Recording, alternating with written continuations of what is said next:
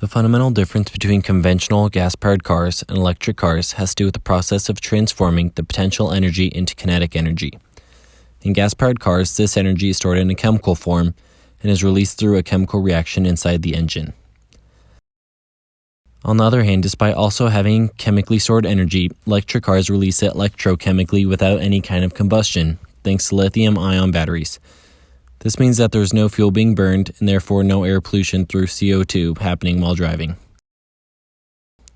So is this a clear win for the electric movement? Are electric cars and vehicles greener? Not necessarily, or better said, not always. If the source of the energy to power these cars doesn't come from solar panels, wind turbines, or even nuclear or hydroelectric energy, their CO2 emissions will be much higher. For instance, if the electricity used to charge cars comes from the burning of fossil fuels, it doesn't matter if the electric cars are not polluting while being driven, as this pollution was already released in some distant power plant. This means that if you're driving an electric car in the US, where fossil fuels accounted for 62.7% of the country's energy production in 2017, you'll probably release more CO2 into the atmosphere than if you're driving in Iceland that runs almost entirely on hydro, geothermal, and solar energy.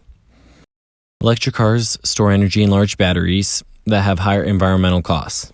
This happens because these batteries are made of rare earth metals like lithium, nickel, cobalt, or graphite that only exist beneath the surface of the earth and therefore depend on mining activities with very polluting processes.